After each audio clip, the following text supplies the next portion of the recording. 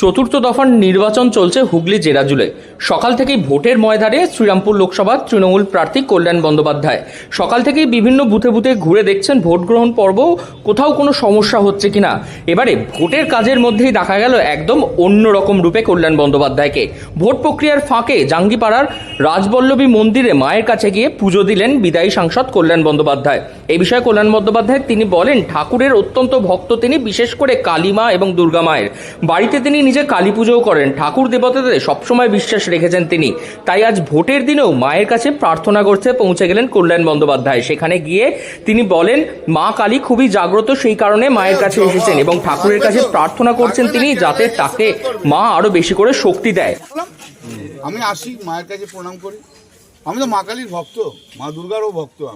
আমি ঠাকুর দেবতার ভক্ত, যেখানে পাই এই ঘুরছি যখন তখন এই মায়ের মন্দিরের পাশ দিয়ে যাচ্ছি, প্রণাম করে যাবো না তা তো হয় না। মাকে একটু প্রণাম করে গেলাম, আশীর্বাদ চেয়ে গেলাম, শক্তি দাও। সিপিএম ক্যান্ডিডেট বলছে 4 তারিখ। ছাড়ো না, ও তো বাতেলা মারতে ভালো পারে, আর তো কিছু পারে না। কোথাও কিন্তু কিছু নেই, দেখতে তো পেলে এত সকাল থেকে ঘুরছো।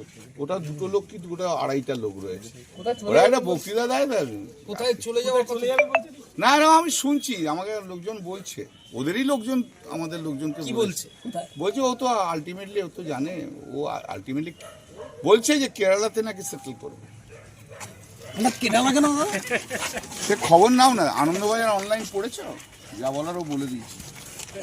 একই সঙ্গে সিপিআইএমের প্রার্থী দীপশিতা ধরকেও কটাক্ষ করেন কল্যাণ বন্দ্যোপাধ্যায়। তিনি বলেন যে এবারে ভোটে হেরে আবারও কেরালায় চলে যাবে বাম প্রার্থী দীপশিতা। প্রসঙ্গত কিছুদিন আগেই সংবাদ মাধ্যমের সামনে কল্যাণ বন্দ্যোপাধ্যায়কে কটাক্ষ করেছিলেন বাম প্রার্থী দীপশিতা। দীপশিতা বলেন, কল্যাণ বন্দ্যোপাধ্যায়কে ভোটে হেরে রাস্তায় হাত দেখার কাজ করতে হবে। তারই প্রত্যুত্তরে এই কথা জানিয়েছেন কল্যাণ বন্দ্যোপাধ্যায়। হুগলি থেকে রাহি হালদার, লোকাল 18 বাংলা।